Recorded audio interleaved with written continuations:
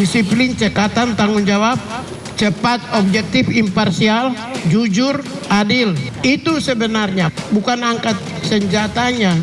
Bukan untuk mau perang. Tenaga manajer untuk Koperasi Merah Putih juga harus segera bekerja sehingga pelatihan tetap jalan terus, tetapi masukan dari berbagai pihak tentu diperhatikan.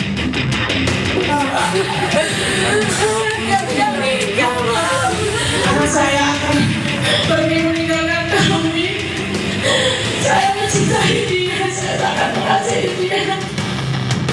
Ketika masuk ke ruangan IGD, saya melihat perdebatan telah berlangsung antara dua rekan saya dan dokter. Kalau memang itu hanya sebatas pelanggaran kode etik, itu pasti akan ada sanksinya. Itu kan ngawur, nggak berpihak pada rakyat kecil. Masa orang nerima JHT, jaminan hari tua 50 juta, potong 15%. Kita akan lihat yang bayar di atas 50 juta berapa sih? Jangan-jangan saya kasih untuk orang yang kaya aja. Menyatakan terdakwa Nadiem Anwar Makarim telah terbukti secara sah dan meyakinkan bersalah melakukan tindak pidana korupsi dengan pidana penjara selama 10 tahun dan pidana denda sejumlah 1 miliar.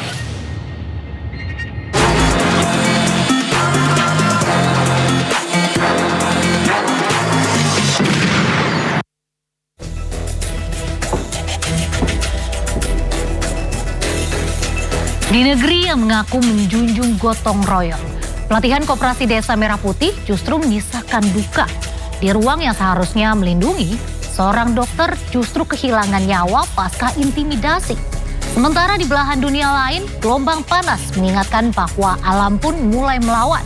Sejumlah peristiwa, satu pertanyaan, apakah kita sedang gagal melindungi yang paling layak dilindungi? Saya Raisa Nadia, inilah Inside Story malam ini. Proses seleksi dari masing-masing peserta sudah sesuai dengan SOP. Pada kenyataannya, setiap orang itu penyakit sesuai dengan ininya dapat berubah-ubah. Jadi kondisi kesehatannya itu antara seseorang dengan seseorang itu tidak sama. Disiplin, cekatan, tanggung jawab, cepat, objektif, imparsial, jujur, adil. Itu sebenarnya, bukan angkat senjatanya. Bukan untuk mau perang. Lebih baik fokus pada manajerial saja untuk bisa nanti melakukan pelaksanaan yang sesuai diharapkan. Peristiwa itu tentu didengar oleh pemerintah karena proses ini sudah berlangsung dan memang tenaga manajer untuk Koperasi Merah Putih juga harus segera bekerja sehingga pelatihan tetap jalan terus, tetapi masukan dari berbagai pihak tentu diperhatikan. Nah, ini sudah mulai dievaluasi, sudah berlangsung sehingga kegiatan-kegiatan fisik ini sudah ditiadakan, ya dikurangi semaksimal mungkin dan dititik beratkan kepada bagaimana manajemen perkoperasian. 5 calon manajer Koperasi Merah Putih meninggal saat mengikuti latihan dasar militer di Balikpapan, Kalimantan Timur dan Batu Raja, Sumatera Selatan. Kementerian Kesehatan menegaskan proses seleksi kesehatan telah dilakukan sesuai standar operasional prosedur.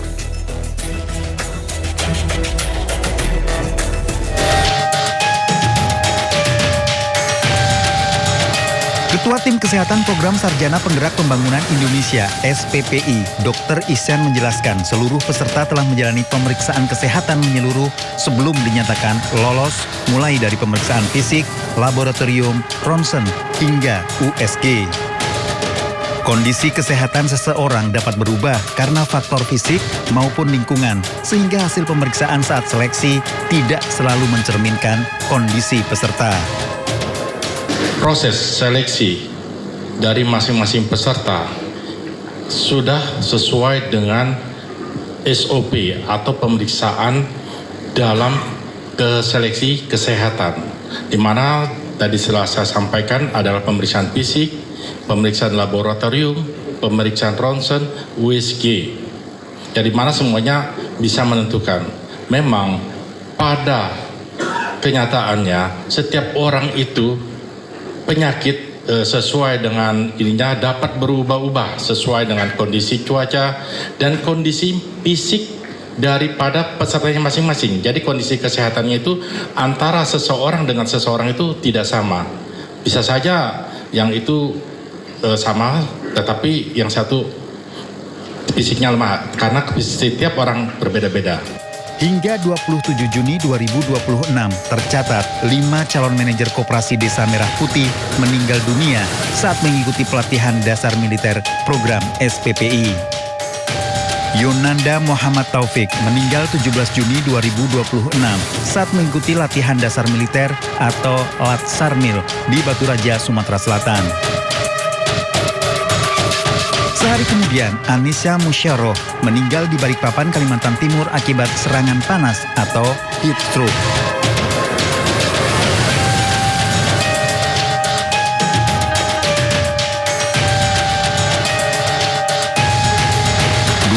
Juni 2026, Novia Ramadhani Sihotang meninggal dunia saat menjalani latihan dasar militer atau Latsarmil di Jakarta.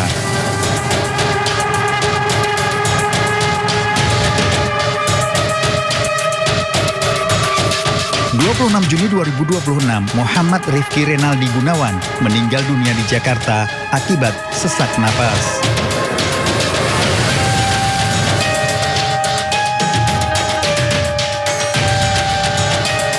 Di hari yang sama, Nola Diasari dari Satuan Depo Pendidikan atau Dodik Bela Negara Kalimantan meninggal akibat sesak napas.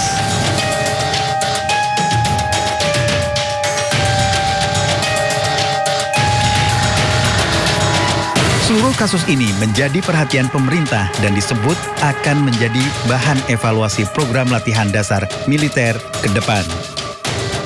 Sebaiknya ada perbaikan menyeluruh dari meninggalnya 5 calon manajer terhadap sistem pembangunan dan pelatihan. Tim Liputan iNews melaporkan. Ketua DPR RI Puan Maharani angkat bicara terkait kasus tewasnya 5 calon manajer Koperasi Merah Putih. Puan meminta agar dilakukan evakuasi menyeluruh dan pelatihan difokuskan pada manajerial. Begitu juga Menteri Hak Asasi Manusia Natalius Pigai yang menegaskan pelatihan tidak harus memegang senjata karena bukan untuk berperang. Sudah dilakukan evaluasi, ya kami berharap bahwa itu evaluasi yang bisa dilaksanakan secara menyeluruh dan memang rangkaian hal yang dilakukan itu sebaiknya memang lebih baik fokus pada manajerial saja untuk bisa nanti melakukan pelaksanaan yang sesuai diharapkan. Jadi evaluasinya menyeluruh dan kita lihat evaluasi apa saja yang sudah akan dilakukan nanti akan kami tindak lanjuti. Kita lihat dulu apa. Pelatihan seperti semi militer atau sekolah-sekolah pendidikan dasar militer, saya pikir itu tidak terlalu penting. Karena gereja Katolik, gereja Katolik 2000 tahun bertahan ini karena dia menerapkan komando sistem bersifat militer. Disiplin, cekatan, tanggung jawab, cepat, objektif, imparsial, jujur, adil. Itu dia sistem organisasinya, sistemnya seperti sistem militer. Nah, itu sebenarnya bukan militernya, bukan pelatihan militernya, bukan angkat senjatanya, bukan untuk mau perang. Berbeda dengan Wakil Menteri Sekretaris Negara Curi Ardiantoro, Curi mengatakan pemerintah menampung masukan terkait pelatihan manajer Kopdes, namun program akan tetap berjalan. Akan mengambil langkah-langkah perbaikan di dalam proses pendidikan dan pelatihan manajer Koperasi Merah Putih, dan tentu saja masukan dari masyarakat, dari berbagai pihak untuk peristiwa itu tentu didengar oleh pemerintah, diperhatikan, dan itu menjadi bahan untuk mengevaluasi supaya proses pelatihan ini menjadi lebih menjadi lebih baik. Jadi, tapi secara umum tentu karena proses ini sudah berlangsung dan memang tenaga manajer untuk Koperasi Merah Putih juga harus segera bekerja sehingga pelatihan tetap jalan terus, tetapi masukan dari berbagai pihak tentu diperhatikan. Tewasnya 5 calon manajer Merah Putih seharusnya menjadi alarm keras pemerintah. Kepala Kantor Staf Kepresidenan atau KSP Jenderal TNI Purnawirawan Dudung Abdurrahman pun turut bersuara. Ia berjanji kegiatan fisik latihan dasar militer bagi calon manajer Koperasi Merah Putih akan ditiadakan. Hal ini disampaikan Dudung saat melayat ke rumah duka Muhammad Rifki Gunawan di Sumedang, Jawa Barat. Rifki merupakan salah satu calon manajer Koperasi Desa Merah Putih yang meninggal dunia saat mengikuti latihan dasar militer dalam program Sarjana Penggerak Pembangunan Indonesia atau SPPI. Selain menyampaikan bela sungkawa, Dudung juga menyebut pemerintah telah melakukan evaluasi atas kejadian ini. Kegiatan fisik bagi peserta kini ditiadakan dan materi pendidikan akan lebih difokuskan pada manajemen perkoperasian. Ini sudah mulai dievaluasi, sudah berlangsung, sehingga kegiatan-kegiatan fisik ini sudah ditiadakan, ya dikurangi semaksimal mungkin dan dititik beratkan kepada bagaimana manajemen perkoperasian, karena kan ini calon-calon manajer nantinya, itu yang dititik beratkan dan waktunya saya mendapat informasi diperpendek, sehingga dipotong waktu yang tadinya 2 bulan menjadi sebulan. Seorang calon manajer Koperasi Desa Merah Putih, Wahyuni Fitri, memberikan kesaksian terkait proses pelaksanaan pelatihan dasar militer. Fitri menyebut sebelum pelatihan dilaksanakan ada pengecekan kesehatan terlebih dahulu. Karena kan kita udah menjalani tes ya, sudah beberapa tahap dari tes dari awal kita lakukan. Nah kemarin itu kan udah dinyatakan lulus. Nah, kalau dinyatakan lulus kan nanti tinggal mengikuti Laksarmil seperti itu. Karena kita udah dinyatakan lulus, makanya kita tetap mengikuti Laksarmil ini. Dan ketika kita sampai di sini kita langsung mengkonfirmasi bagaimana keadaan fisik dari kami. Tidak, untuk seluruh peserta, misalnya setiap hari ada setiap pagi mulai dari kita apel pagi itu selalu nanti pembina kan nanya dulu siapa yang ada keluhan. Nah kalau misalnya ngerasa badannya kurang fit nanti disuruh bergeser, kemudian nanti akan diajak ngecek kesehatannya ke IGD. Kita ke informasi kasus penyekapan sadis di Bandung, Jawa Barat. Polda Jawa Barat kini telah melaksanakan 2 kali prarekonstruksi terkait kasus penyekapan dan penyiksaan sadis yang dilakukan tersangka Taufik Hidayat. Polisi menemukan 2 lokasi baru yang disinyalir menjadi lokasi penyiksaan korban YTR.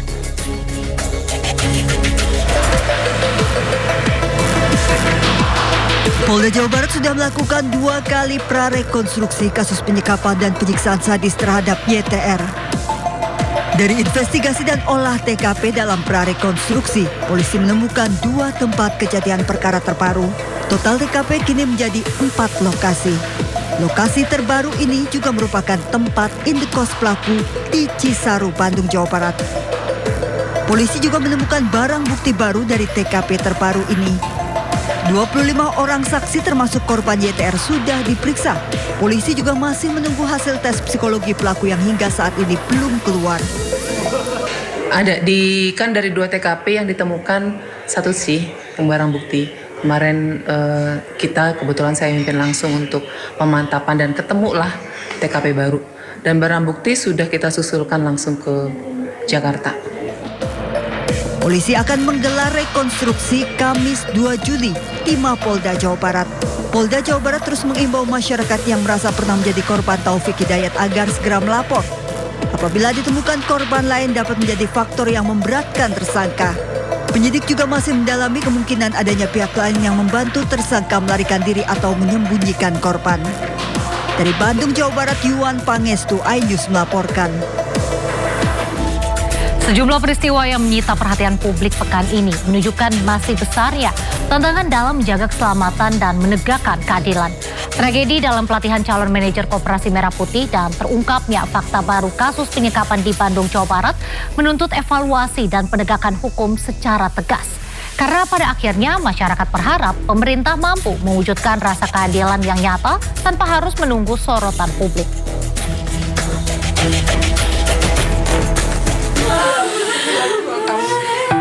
Anak saya akan pergi meninggalkan kami.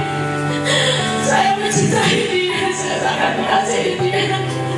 Dalam hidup saya tidak pernah terpikir, bahkan saya tidak pernah mimpi sekalipun hal ini akan terjadi pada kehidupan anak saya.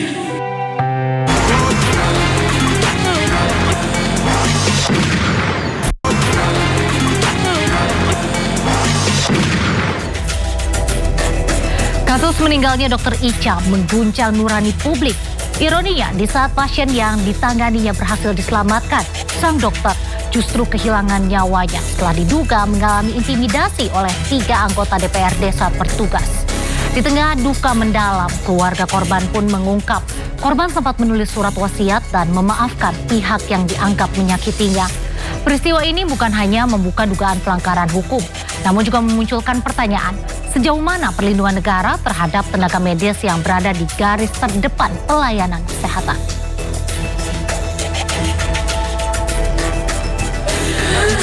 Dia tidak menikah,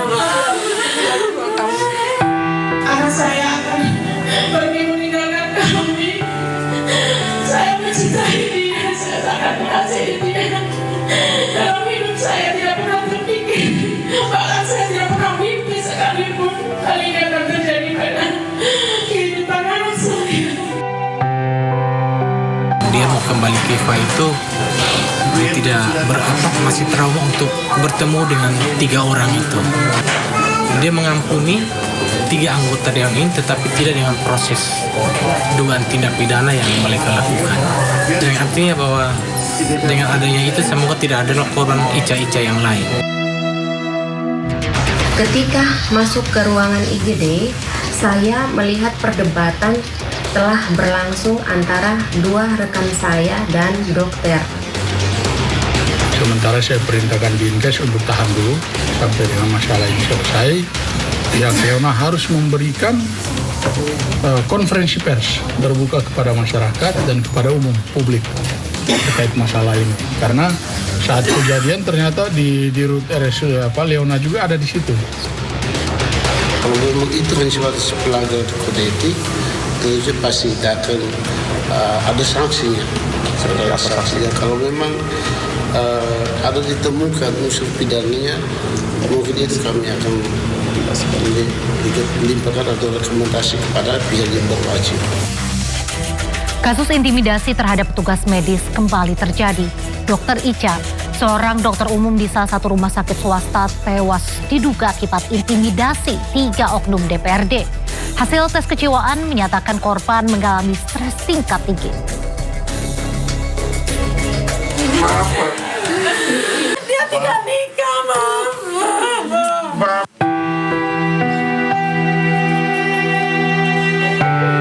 Di depan peti jenazah, ayah dan ibu mendiang Dr. Ica berlutut dan mohon maaf kepada orang tua angkat almarhum, merasa bersalah tak berhasil menjaga anak mereka.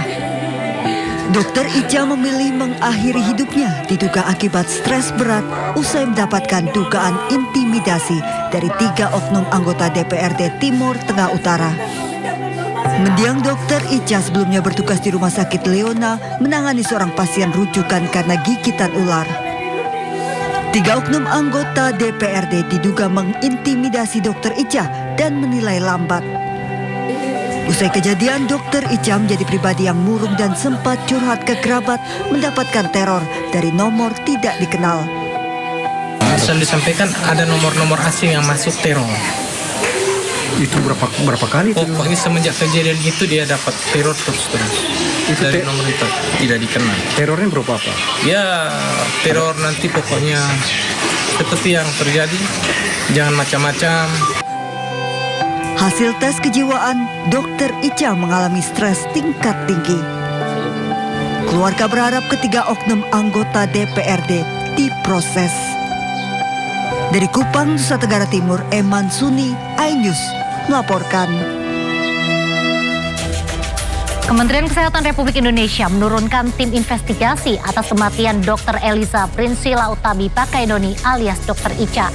Terkait hal tersebut, Kemenkes berjanji untuk mengusut tuntas dugaan intimidasi dan menjamin perlindungan bagi tenaga medis.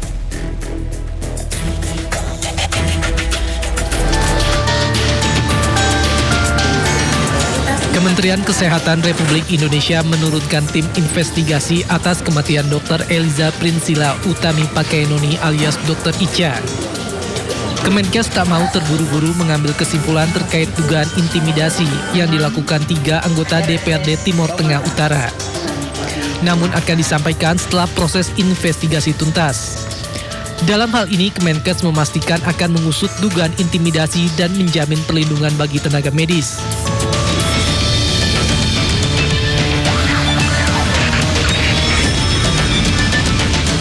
Kementerian Kesehatan juga mengutuk segala bentuk intimidasi, perundungan maupun penyalahgunaan kewenangan terhadap tenaga kesehatan di fasilitas pelayanan kesehatan manapun di Indonesia. Investigasi akan dilakukan bersama pihak-pihak terkait untuk memastikan fakta secara objektif, transparan, dan akuntabel. Tim Liputan iNews melaporkan.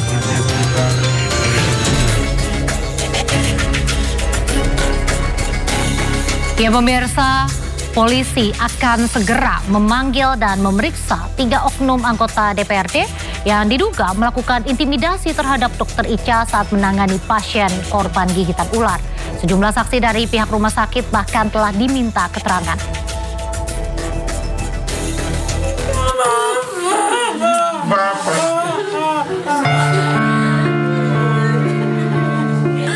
Penyidik Satreskrim Polres Timur Tengah Utara NTT hingga kini masih mendalami dugaan intimidasi terhadap mendiang Dr. Ica, dokter jaga di RSU Leona Keva Menano.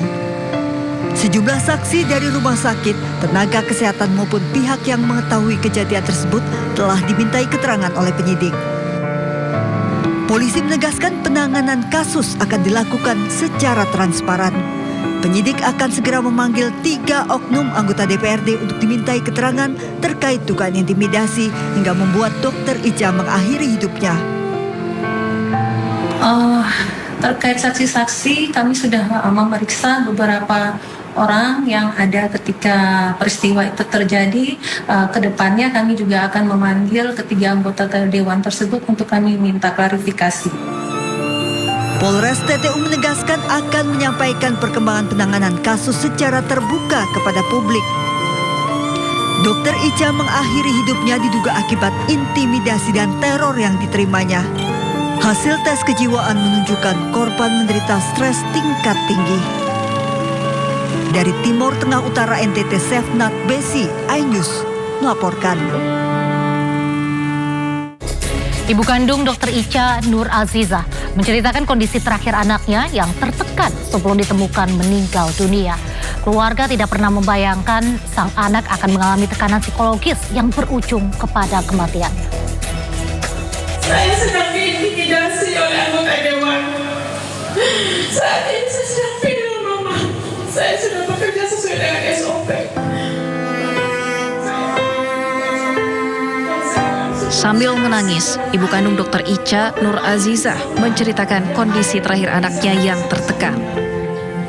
Kepada ibunda, Dr. Ica bercerita mendapatkan intimidasi saat menangani pasien di rumah sakit. Sebelum meninggal, keluarga sudah berusaha menenangkan serta memberikan penguatan agar putrinya tetap tegar menjalani profesinya. Namun mereka tidak pernah menyangka tekanan yang dialami berakhir dengan kehilangan yang begitu mendalam. Ditunjuk-tunjuk mukanya, dia katakan bahwa kamu catat, saya anggota Dewan Komisi 3 yang membawahi Dinas Kesehatan dan bisa menghentikan operasional daripada rumah sakit ini. Sehingga anak saya ketakutan bagaimana kalau rumah sakit izin pelayanannya dibekukan. Itu yang menjadi beban berat dia. Ratusan pelayat terus berdatangan untuk menyampaikan bela sungkawa kepada dokter berusia 27 tahun tersebut. Usai misa, saat doa penutup berlangsung, tangis keluarga dan para pelayat kembali pecah. Kepergian Dr. Ica meninggalkan duka mendalam bagi keluarga, rekan sejawat, dan masyarakat yang mengenal dedikasi serta pengabdiannya sebagai tenaga medis. Anak saya akan pergi meninggalkan kami. Saya mencintai dia, saya sangat mengasihi dia. Dalam hidup saya tidak pernah terpikir, bahkan saya tidak pernah mimpi sekalipun hal ini akan terjadi pada kehidupan anak saya. Dari Kupang, Nusa Tenggara Timur, Eman Suni, iNews melaporkan. Fabianus Panase, paman Dr. Ica, korban dugaan intimidasi, mengungkap fakta baru. Keponakannya menulis surat wasiat sebelum kematiannya. Dalam surat wasiat, almarhumah Dr. Ica meminta proses hukum tetap berjalan secara adil, meski ia telah memaafkan para pelaku intimidasi. Ini di tangan penyidik, tapi waktu itu penyidik tunjukkan isi suratnya itu pertama Ica memohon maaf kepada bapak, mama, dan adik, dianggap sebagai kakak. Itu yang poin-poinnya yang tertera dalam surat. Habis dia menyatakan dia meminta maaf kepada Opa Romo, yang mulia Monsinyur Roni Pakenoni dan Opa Romo Valens Boy, bahwa dia pas sudah mengucapkan beliau berdua dia tidak bisa lanjut ke program studi dokter spesial. Lalu lanjut lagi di situ bahwa dia mau kembali ke IFA itu dia tidak masih trauma untuk bertemu dengan 3 orang itu dia trauma. Lalu terakhir, tapi ini satu narasi di situ, itu yang terakhir itu dia mengampuni 3 anggota yang ini, tetapi tidak dengan proses dugaan tindak pidana yang mereka lakukan. Cukup dia menjadi korban untuk menyelamatkan nakes-nakes, yang artinya bahwa dengan adanya itu semoga tidak ada korban Ica-Ica yang lain. Itu surat wasiat dan dia tanda tangan. Nah, surat wasiat ini waktu ditemukan itu tidak ada, dia hanya taruh di situ saja dengan 2 HP yang dia taruh di tangga keempat. Itu surat wasiat itu di dalam kamar, di tempat saat ditemukan di tangga dekat. Selain memeriksa anggota Dewan Timur Tengah Utara Nusa Tenggara Timur yang diduga melakukan intimidasi terhadap Dr. Ica, Badan Kehormatan menyiapkan sejumlah sanksi tegas bagi terlapor jika terbukti melakukan pelanggaran etik. Sementara salah satu anggota DPRD yang menjadi terlapor, Veronica Lake, buka suara lantaran namanya terseret kasus kematian Dr. Ica. Melakukan pemanggilan. Setelah itu kita mulai penyelidikan, verifikasi dan klarifikasi. Setelah itu baru kita masih ada bukti-bukti lain, baru kita menemukan kalau memang itu hanya sebatas pelanggaran kode etik, tentunya pasti akan ada sanksinya. Kalau memang ada ditemukan unsur pidananya, mungkin itu kami akan melimpahkan atau rekomendasi kepada pihak yang berwajib. Mungkin saja. Ketika masuk ke ruangan IGD, saya melihat perdebatan telah berlangsung antara 2 rekan saya dan dokter. Saat masuk, saya berjalan menuju pasien dan melihat kondisinya. Saya kemudian ikut menanyakan bagaimana tindak lanjut penanganan kepada pasien, standar pelayanan dan kualitas pelayanan. Terkait perkataan panggil wartawan saja, itu saya maksudkan sebagai usulan dalam percakapan kepada salah satu rekan DPRD agar ada liputan eksternal dan investigatif terkait transparansi pelayanan kesehatan, evaluasi dan perbaikan kualitas pelayanan kesehatan. Jadi sama sekali tidak ditujukan kepada personal ataupun pribadi. Tragedi yang menimpa Dr. Icha kembali membuat publik menengok sisi lain dunia kesehatan yang sering tak terlihat oleh masyarakat.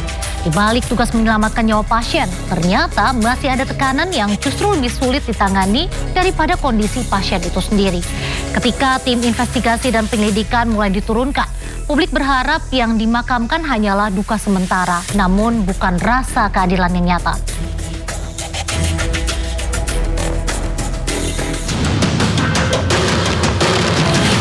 Pedagang kecil tetap dilindungi. Itu kan ngawur, nggak berpihak pada rakyat kecil. Masa orang nerima JHT, jaminan hari tua 50 juta, potong 15%.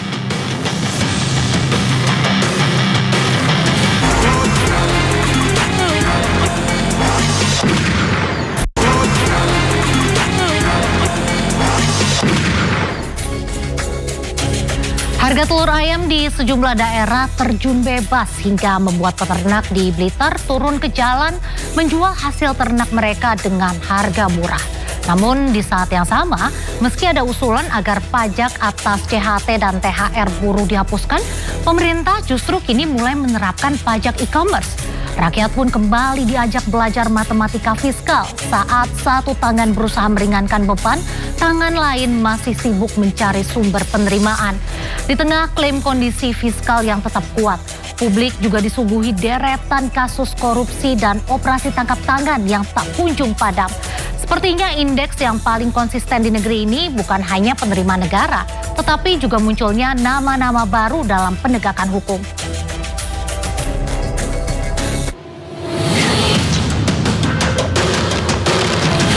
Pedagang kecil tetap dilindungi. Pedagang kecil wajib pajak orang pribadi dengan peredaran bruto sampai dengan 500 juta per tahun tidak dipungut oleh marketplace. Itu kan ngawur, nggak berpihak pada rakyat kecil. Masa orang nerima JHT, jaminan hari tua 50 juta, potong 15%. Jadi bisa dikasih, bisa enggak, tergantung hasil ini kita. Tapi hanya sih untuk fairness, semuanya kan bayar. Kita akan lihat yang bayar di atas 50 juta berapa sih. Jangan-jangan saya kasih untuk orang yang kaya aja.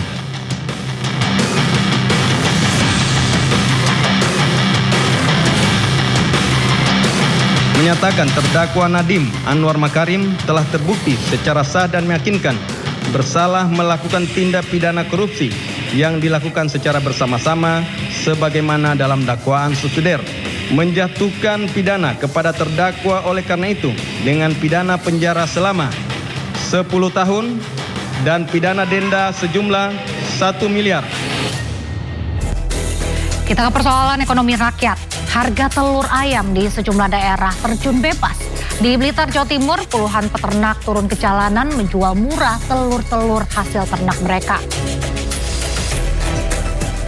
Warga ramai-ramai membeli telur murah di depan kantor pemerintahan Kabupaten Blitar. Mereka memborong telur ayam lantaran harga yang dijual jauh di bawah pasaran. Peternak sengaja mengobrol telur ayam seharga Rp20.000 per kilogram saja.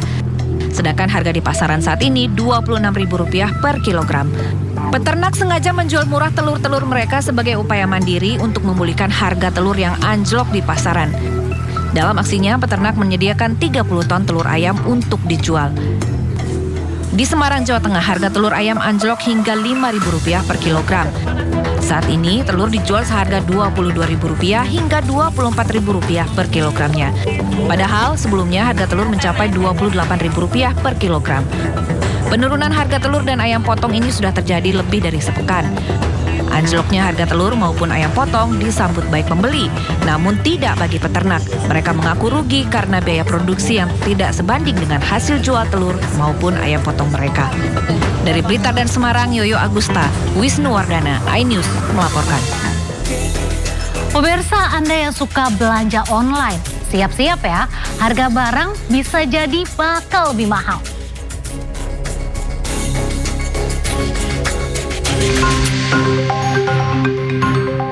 Pedagang online di marketplace resmi dikenakan pajak penghasilan mulai hari ini. Pedagang termasuk UMKM dengan omset lebih dari 500 juta per tahun dikenakan pajak 0,5%. Para pedagang dengan omset kurang dari 500 juta tetap bebas pajak tapi harus menyampaikan surat pernyataan. Pajak akan dipungut langsung oleh marketplace dan nantinya akan dilaporkan ke Ditjen Pajak. 4 marketplace yang ditunjuk sebagai pemungut pajak yaitu Tokopedia, Shopee, Lazada, dan Blibli. Pedagang kecil tetap dilindungi. Pedagang kecil wajib pajak orang pribadi dengan peredaran bruto sampai dengan 500 juta per tahun tidak dipungut oleh marketplace PPh pasal 22-nya. Menurut Ditjen Pajak, pengenaan pajak pedagang online bertujuan agar ada perlakuan sama antara transaksi online dan offline di tengah pesatnya perkembangan bisnis digital. Tim Liputan iNews melaporkan. Penasehat khusus Presiden Bidang Ketenagakerjaan dan Kesejahteraan Buruh, Said Iqbal, mengusulkan agar pemerintah menghapus pajak atas jaminan hari tua hingga tunjangan hari raya. Pemotongan pajak atas hak-hak pekerja tersebut dinilai tidak adil karena penghasilan buruh telah lebih dulu dikenai pajak penghasilan pasal 21 saat menerima upah. Penasihat khusus Presiden Bidang Ketenagakerjaan dan Kesejahteraan Buruh, Said Iqbal, mengusulkan agar pemerintah menghapus pajak atas jaminan hari tua atau JHT, pesangon, jaminan pensiun, hingga tunjangan hari raya. Pemotongan pajak atas hak-hak pekerja tersebut dinilai tidak adil karena penghasilan buruh telah lebih dulu dikenai pajak penghasilan atau PPh pasal 21 saat menerima upah. Tak hanya itu, Presiden KSPI ini juga menyoroti besaran pajak yang dikenakan saat pekerja mencairkan JHT hingga 15%.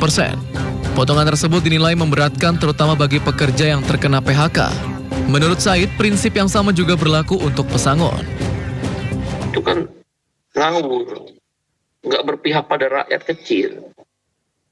Perusahaan-perusahaan raksasa, korporasi dikasih tax amnesty, dikasih tax holiday. Kita setuju untuk dunia usaha juga tidak terpuruk dalam kondisi sekarang. Tapi buruh juga dipikirkan dong. Masa orang menerima jaminan hari tua 50 juta potong. Said menilai hak pekerja yang bersumber dari upah seharusnya tidak lagi dikenai pajak ketika dicairkan. Oleh karena itu dirinya akan mengusulkan kepada Presiden agar pemotongan pajak atas JHT dihapus terlebih dahulu sebelum diperluas ke manfaat ketenagakerjaan lainnya.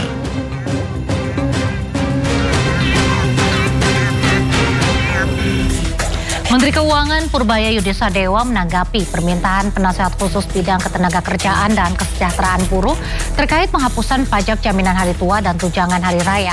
Menkyu menyebut pihaknya akan membandingkan kebijakan serupa yang dilakukan di berbagai negara dan terbukti memberikan hasil paling efektif dan efisien bagi penerima pajak. Menteri Keuangan Purbaya Yudisadewa memastikan akan terlebih dahulu mengikuti ketentuan yang berlaku sebelum memutuskan apakah permintaan tersebut dapat direalisasikan. Namun, Purbaya mengaku hingga kini dirinya belum menerima surat usulan dari Presiden Konfederasi Serikat Pekerja Indonesia, Said Iqbal, mengenai permintaan tarif pajak JHT menjadi 0% maupun pembebasan pajak atas tunjangan hari raya. Menurut Menkyu, pemerintah juga akan membandingkan kebijakan perpajakan tersebut dengan praktek yang diterapkan di berbagai negara. Selain itu, aspek keadilan akan menjadi pertimbangan utama. Hal ini dimaksudkan agar relaksasi pajak tidak justru lebih banyak menguntungkan masyarakat berpenghasilan tinggi. Ia menilai perlu dilakukan kajian mengenai jumlah penerima manfaat JHT dengan nilai pencarian di atas 50 juta sebelum kebijakan diambil. Belum, nanti kita lihat aturan yang ada seperti apa dan kita akan juga bandingkan dengan best practice dunia seperti apa. Jadi bisa dikasih, bisa enggak, tergantung hasil ini kita. Tapi hanya sih untuk fairness, semuanya kan bayar. Dan kita akan cek itu yang itu kan sampai 50 juta ya. Nol. Kita akan lihat yang bayar di atas 50 juta berapa sih. Jangan-jangan saya kasih untuk orang yang kaya aja. Jadi saya akan investigasi. Katanya kan udah dipotong terus Pak, tapi totalnya kenapa dipotong lagi gitu? Maksudnya kan udah karena 50 juta kan nggak bayar. Iya, yang di atas itu maksudnya kan dipotongnya kan udah dari sebelum-sebelumnya, tapi ujungnya malah dipotong juga gitu. Itu kan aturan undang-undang yang ada kan, kita lihat. Tapi gini, jangan sampai saya potong yang dapat yang untung orang kaya. Nanti saya dimaki-maki lagi gua. Ya, thank you. Menanggapi keluhan buruh yang menilai dana JHT telah dipotong iuran selama masa kerja, namun masih dikenakan pajak saat dicairkan, Purbaya menegaskan ketentuan tersebut merupakan amanat peraturan perundang-undangan yang berlaku. Menkyu memastikan pemerintah akan berhati-hati dalam mengevaluasi aturan tersebut agar kebijakan yang dihasilkan tetap adil dan tidak menimbulkan ketimpangan manfaat.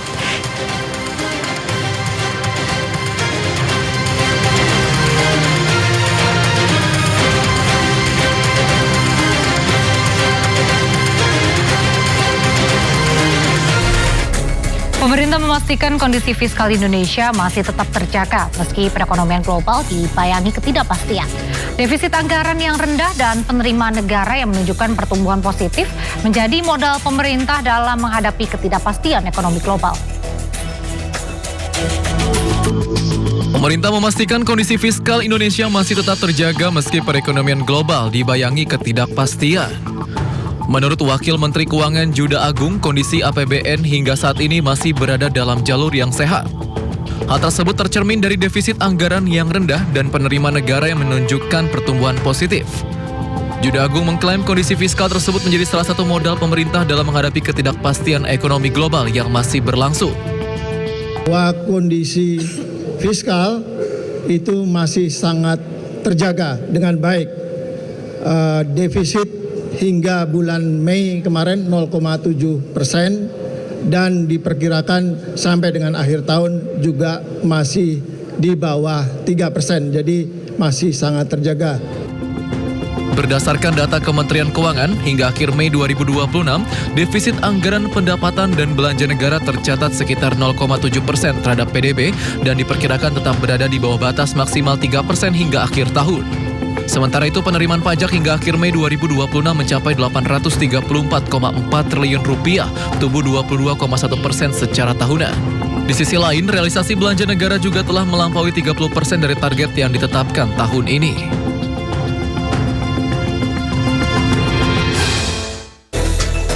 Sementara kita terus bayar pajak, tapi kasus korupsi tidak pernah ada habisnya.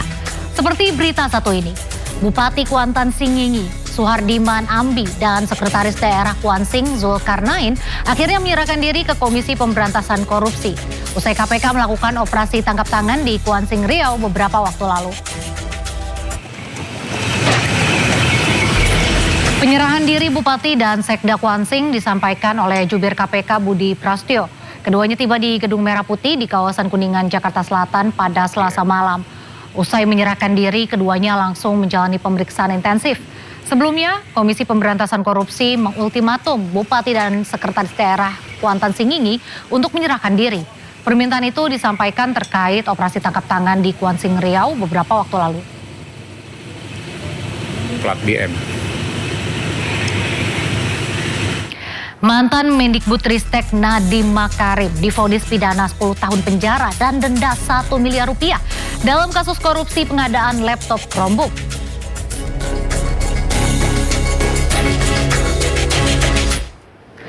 Dalam sidang vonis, hakim menyatakan Nadiem Makarim terbukti melakukan tindak pidana korupsi secara bersama-sama sesuai dakwaan jaksa. Selain pidana penjara 10 tahun, majelis hakim juga menjatuhkan pidana denda sebesar 1 miliar rupiah dengan ketentuan apabila tidak dibayar maka diganti dengan pidana kurungan selama 190 hari. Tak sampai di situ, Nadiem juga dijatuhi pidana tambahan berupa kewajiban membayar utang, maksud kami uang pengganti sejumlah 809 miliar rupiah, subsidiar 5 tahun penjara. Sebelumnya Nadiem dituntut 18 tahun penjara atas perkara yang menjeratnya. Nadiem juga dituntut membayar uang pengganti dengan total 5,6 triliun rupiah. Pelaksanaan teknis yaitu terdakwa pada lapis kebijakan strategis. Nadiem Anwar Makarim tidak terbukti secara sah dan meyakinkan bersalah melakukan tindak pidana sebagaimana dalam dakwaan primer. 2. membebaskan terdakwa oleh karena itu dari dakwaan primer tersebut.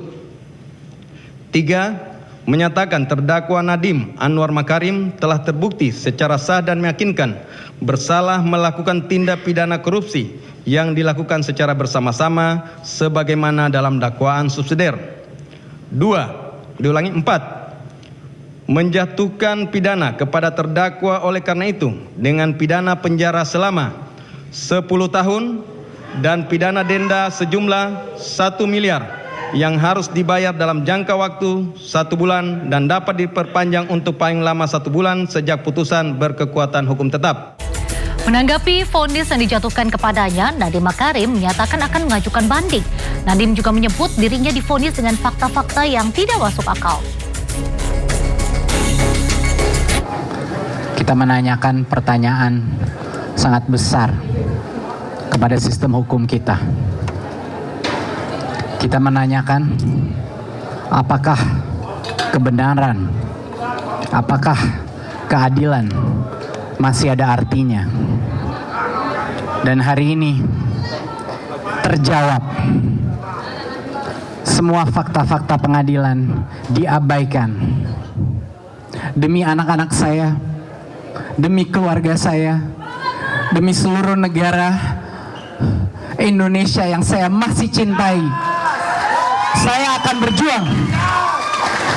Saya akan segera melaksanakan naik banding untuk berjuang demi kebenaran, demi anak-anak muda, demi profesional yang di luar sana, demi semua orang jujur yang dikriminalisasi. Saya tidak akan berhenti. Mohon doa, mohon dukungan, mohon suara Anda, dan mohon keberanian Anda. Di tengah berbagai tantangan ekonomi yang dihadapi masyarakat dan kebijakan pajak yang semakin membebani rakyat, publik terus disuguhi deretan kasus korupsi dan operasi tangkap tangan yang tak kunjung sepi. Lalu, apakah pemerintah mampu mewujudkan keadilan bagi kesejahteraan rakyat kecil secara merata? Dan mampukah pemerintah membersihkan korupsi dari bumi pertiwi?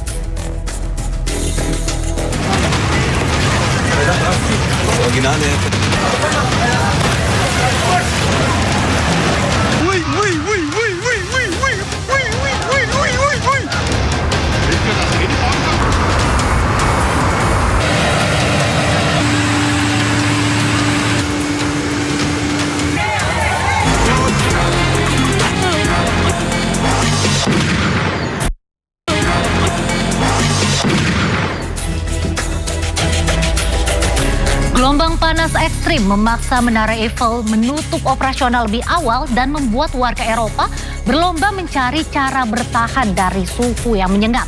Di sejumlah negara, jalur tram dilaporkan meleleh, ruang kelas disebut seperti oven, dan AC menjadi barang buruan warga.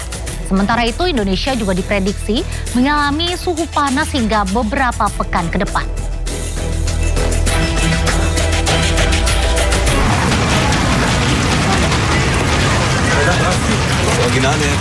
Moi, je pense que c'est bien que la Tour Eiffel soit fermée puisque c'est un endroit qui attire beaucoup de foule. Et par cette forte chaleur, je pense que c'est normal d'essayer d'éviter les foules pour pas qu'il y ait de malaise et pour éviter ça. De toute façon, elle sera ouverte demain matin, donc je pense que c'est bien.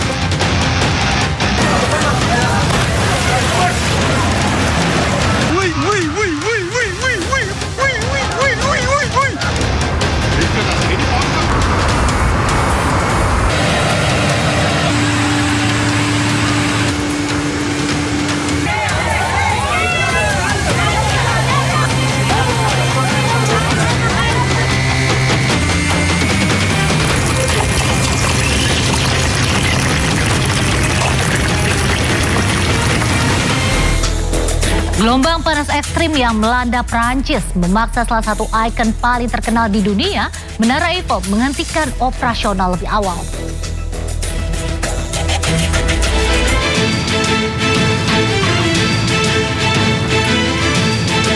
Gelombang panas ekstrim yang melanda Prancis memaksa Menara Eiffel ditutup beberapa jam lebih awal. Keputusan ini diambil setelah suhu udara di wilayah Paris dan sekitarnya melonjak hingga melampaui 40 derajat Celcius. Papan pengumuman yang terpasang di pintu masuk menjelaskan bahwa penutupan dilakukan sebagai langkah pencegahan untuk menjaga keselamatan pengunjung di tengah cuaca yang sangat panas. Banyak warga Paris mendukung keputusan pengelola, mengingat Menara Eiffel setiap harinya dipadati ribuan pengunjung yang berisiko mengalami gangguan kesehatan akibat suhu ekstrim. Moi, je pense que c'est bien que la Tour Eiffel soit fermée puisque c'est un endroit qui attire beaucoup de foule. Et par cette forte chaleur, je pense que c'est normal d'essayer d'éviter les foules pour pas qu'il y ait de malaise et pour éviter ça. De toute façon, elle sera ouverte demain matin, donc je pense que c'est bien. Pihak pengelola memastikan seluruh pemegang tiket yang terdampak akan menerima pengembalian dana secara otomatis. Setiap tahun, sekitar 7 juta wisatawan dari berbagai penjuru dunia datang untuk mengunjungi landmark yang menjadi ikon kota Paris tersebut. Sejumlah negara di Eropa dilanda gelombang panas. Warga Paris frustasi menghadapi panasnya cuaca, memilih berenang di sungai. Sementara gelombang panas bahkan membuat lapisan jalur tram di Jerman meleleh.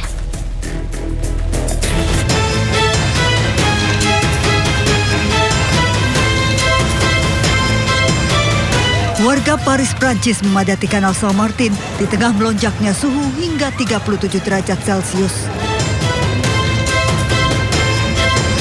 Warga sempat memadati kanal, berenang di air dan duduk di sepanjang tepi kanal untuk menurunkan suhu tubuh. Kericuhan terjadi di berbagai toko di Prancis. Warga berebut membeli kipas angin dan pendingin ruangan di tengah serangan gelombang panas ekstrim. Lebih dari separuh wilayah Prancis berstatus siaga dengan suhu melampaui 40 derajat Celcius.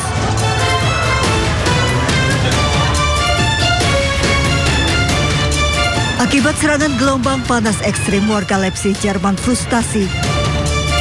Suhu ekstrim pecahkan rekor hingga 41 derajat Celcius. Bahkan suhu panas membuat lapisan jalur tram meleleh. Kondisi ini membuat transportasi terganggu. Material ini memanas dan mengalir ke beberapa bagian rel dan jalan raya. Gangguan ini memaksa layanan tram di berbagai kota dihentikan.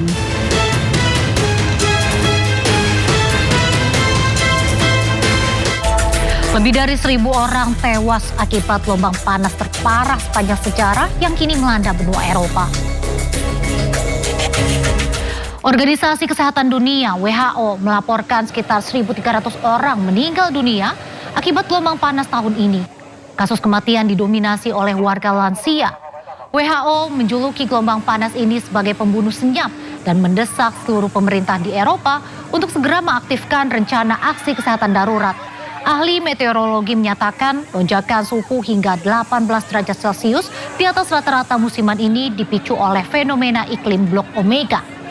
Di tengah terjangan gelombang panas ekstrim ini, kepolisian Jerman mengerahkan armada water cannon guna menyemprotkan air ke arah pejalan kaki agar warga bisa mendinginkan diri.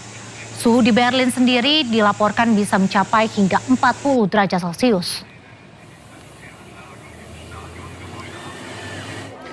Gelombang panas ekstrim yang melanda Eropa memicu kepanikan massal di sejumlah kota. Viral sebuah video warga Jerman terpantau menyerbu toko untuk membeli kipas angin dan pendingin ruangan.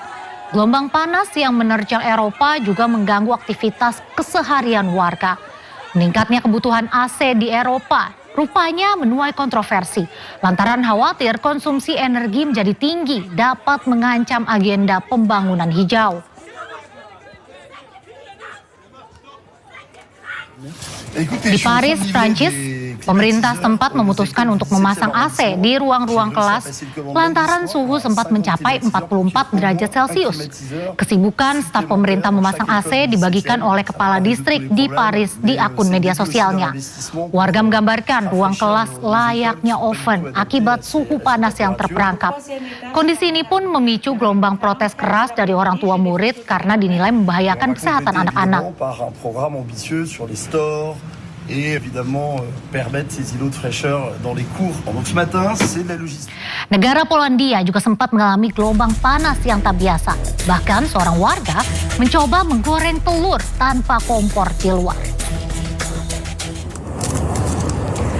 Seperti inilah aksi seorang warga yang diunggah di akun Just in Poland.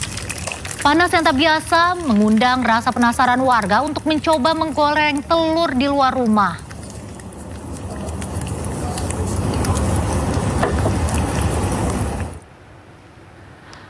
Berbeda lagi yang diupload di akun media sosial Vidon Travel. Cuaca panas membuatnya ingin menikmati es krim. Namun baru saja membeli es krim, akibat cuaca panas es krimnya sudah meleleh di suhu luar ruangan.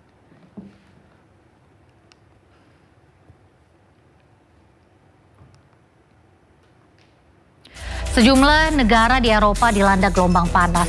Warga Paris frustasi menghadapi panasnya cuaca, memilih berenang di sungai. Sementara gelombang panas bahkan membuat lapisan jalur tram di Jerman meleleh.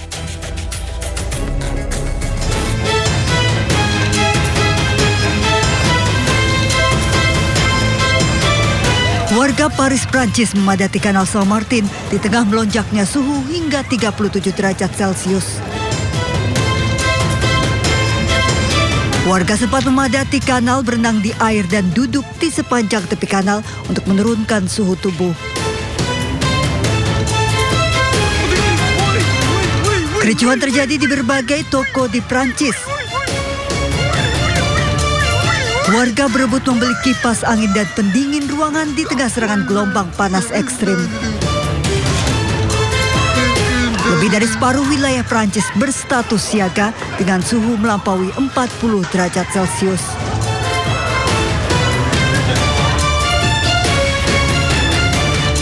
Akibat serangan gelombang panas ekstrim, warga Leipzig, Jerman frustasi. Suhu ekstrim pecahkan rekor hingga 41 derajat Celcius. Bahkan suhu panas membuat lapisan jalur tram meleleh. Kondisi ini membuat transportasi terganggu. Material ini memanas dan mengalir ke beberapa bagian rel dan jalan raya. Gangguan ini memaksa layanan tram di berbagai kota dihentikan.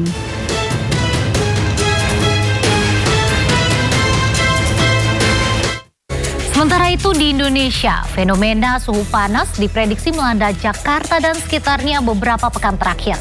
Panas ekstrem ini diprediksi hingga Agustus mendatang.